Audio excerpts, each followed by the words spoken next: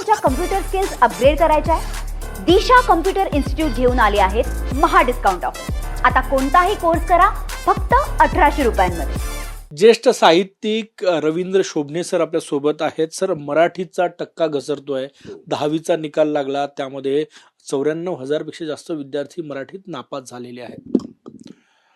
महाराष्ट्राच्या इतिहासामध्ये आणि ज्या महाराष्ट्रामध्ये मराठी भाषेचा आपण अभिमान बाळगतो, ज्या मराठी भाषेला 1-1.5-2 वर्षापूर्वी अभिजात मराठी भाषेचा दर्जा मिळाला, अशा महाराष्ट्रामध्ये 10वीच्या परीक्षेत जर 80,000च्या वर विद्यार्थी मराठी या विषयात नापास होत असतील तर ही गोष्ट आपल्या सगळ्यांकरता अत्यंत लज्जास्पद अशी आहे. यामागची कारणं शोधून पाहता किंवा त्या कारणांचा जर शोध घेतला तर असं दिसतंय की मुळात शाळा आणि महाविद्यालयांच्या आणि विशेषतः या संदर्भात शाळांच्या संदर्भामध्ये एक आपल्याला कारणमीमांसा शोधता येईल. मराठी विषय शिकवणारे शिक्षक हे मुळात कसे आहेत? त्या शिक्षकांना सुद्धा धड मराठी बोलता येतं का? बहुतेक शिक्षकांना मराठीमध्ये अलीकडच्या काळात काय सुरू आहे हे सोडून द्या, पण अ आई हे मुळाक्षर सुद्धा त्यांना नीटपणे सांगता येत नाही, हे शिक्षकांना सुद्धा मराठीच्या. आणि त्यामुळं अशी जर शिक्षक मंडळी ही जर शाळांमध्ये मराठी शिकवत असतील तर निश्चितपणे हेच होणार आहे. दुसरं असं की बहुतेक हे जे विद्यार्थी प्रथम भाषेमधले जे नापास झाले म्हणजे एकूण 94,000 विद्यार्थी आहेत, त्यातले प्रथम भाषेतले 80,000 पेक्षा जास्त. तर हे विद्यार्थी मराठी माध्यमांच्या शाळांमधले बहुतेक असावेत. कारण की इंग्रजी माध्यमांच्या शाळांमधलं मराठी हे दुय्यम असतं, मराठी विषय तिथे दुय्यम असतो, सेकंड किंवा थर्ड लँग्वेज म्हणून तो विषय वापरला जातो. महाराष्ट्र शासनानं मराठी भाषेच्या संदर्भामध्ये अनेक अध्यादेश काढलेले आहेत. आपण त्या अध्यादेशांचा नीट असा काय म्हणता येईल की त्याचं विनियोग म्हणा किंवा त्या अध्यादेशाचं पालन होत नाही. आणि यामुळं मराठी भाषेकडे सर्वत्र शिक्षण संस्थांपासून तर शिक्षकांपर्यंत एक दुय्यम भाषा म्हणून किंवा ही भाषा कुठल्याही कामाची नाही, ही भाषा व्यवहाराची नाही म्हणून तिच्याकडे असं दुर्लक्षितपणे पाहिलं जातं. त्याचा हा परिणाम आहे. मुळात मराठीच्या शिक्षकांना आणि इतरही आपण समजूया, पण मराठीच्या शिक्षकांना जेव्हा शिक्षण संस्था चालक त्यांना नेमणूक देतात तेव्हा त्या शिक्षकांचा जो एक दर्जा आहे, त्यांची पात्रता आहे, त्यांची अर्हता आहे, ही तपासून न घेता अगदी सरसकट ज्याला आपण असं म्हणू की निम्नस्तरीय, ज्यांना साहित्यातलं मराठी भाषेचं काहीही कळत नाही, अशा शिक्षकांना घेतलं जातं आणि त्यामुळं त्याचा परिणाम हा असा घडत्या पिढीवर होतो. 15-20 लाख रुपये डोनेशन देऊन मराठीचे शिक्षक घेतले जातात, अशी परिस्थिती आहे. आज 30-35 हजार रुपये, 40,000 रुपये, 30 लाख, हा सॉरी माफ करा, लाख, हे या शिक्षकांकडून डोनेशन घेतलं जातं.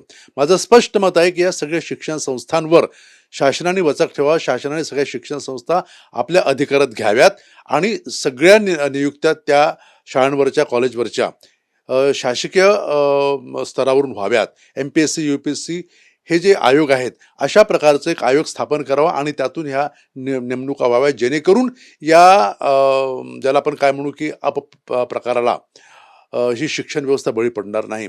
मुळात हे जे घडतं आहे, घडणंच मुळात त्या शिक्षण संस्था चालकांपासून सुरू झालेलं आहे. शिक्षण संस्था चालक हे मराठीच्या मास्तरांना, मराठीच्या प्राध्यापकांना, मराठी साहित्यिकांना अगदी दुय्यम तिय्यम प्रकारचं स्थान देतात आणि मराठी हा अत्यंत युजलेस विषय किंवा फालतू विषय आहे किंवा ज्याला आपण असं म्हणूया की बिनकामाचा विषय आहे. या प्रकारे या मराठी विषयाकडे किंवा मराठी विश्वाकडे पाहण्याचा त्यांचा जो एक दृष्टिकोन आहे, त्यातून हे सगळं घडत आलेलं आहे. म्हणजे शिक्षण व्यवस्था याच्यातच हे सगळी मुळे दडलेली आहेत. माझा शेवटचा प्रश्न आहे, बोला ना. याचा उपाय काय सर पुढच्या वेळेस, जेणेकरून रिझल्ट मराठीचा सुधारेल? त्यामुळे सरकारने काय करायला पाहिजे, शिक्षण व्यवस्थेने काय करायला पाहिजे, काय वाटतं? मुळात बालभारतीच्या निर्मितीपासून आपण हा विचार करूया. बालभारतीची पुस्तकं जी मराठीची आहेत ती दर्जेदारपणे निर्माण होणं, त्यामध्ये एक दर्जा टिकून राहणं आणि त्या पद्धतीनं अत्यंत गांभीर्यानं पहिल्या वर्गापासून तर 10वी पर्यंतच्या विद्यार्थ्यांना नीटपणे शिकवणं, गांभीर्याने शिकवणं, पूर्वतयारी करून शिकवणं आणि या विद्यार्थ्यांनी आपली तयारी वर्षभरात कशी केलेली आहे ह्याकरता वारंवार ज्याला आपण काय म्हणतो की चाचणी परीक्षा घेऊन त्या विद्यार्थ्यांची तयारी करून घेणं हे महत्त्वाचं आहे. पण मुळात आपण इथे विद्यार्थ्यांची तयारीच करून घेत नाही आणि ऐनवेळी विद्यार्थी मग जसा पेपर सोडत आला तसा पेपर सोडवतात आणि त्याचा परिणाम हा असा होतो. मुळात मराठी शिकवण्यामध्येच आणि मराठी शिकवताना मराठीची पूर्वतयारी करून घेण्यामध्येच शिक्षक आणि विद्यार्थी हे दोन्ही घटक कच्चे ठरतात आणि बहुतेकांच्या घरामध्ये मराठीचं वातावरण कसं आहे आपल्याला माहिती आहे. मुळात हे सगळं जे आहे हे सगळं शासनानं खूप उपाययोजना केलेल्या आहेत पण त्या अंमलात आणल्या जात नाहीत आणि त्यामुळे हे सगळं घडतं आहे. नक्कीच खूप खूप धन्यवाद. सगळ्यात महत्त्वाची बाब शोभणे सरांनी व्यक्त केली की मराठी शिकवणाऱ्या शिक्षकांनाच नीट मराठी बोलता येत नाही, शिकवता येत नाही आणि त्याचा थेट परिणाम जो आहे तो 10वीच्या मराठीच्या निकालावर झाला असंही ते म्हणाले. कॅमेरामॅन सचिन सायामसह गजानन उमाटे, TV9 मराठी, नागपूर. मला तुमच्या कम्प्युटर स्किल्स अपग्रेड करायच्या आहे? दिशा कम्प्युटर इन्स्टिट्यूट घेऊन आले आहेत महा डिस्काउंट ऑफर. आता कोणताही कोर्स करा फक्त 1800 रुपयांमध्ये.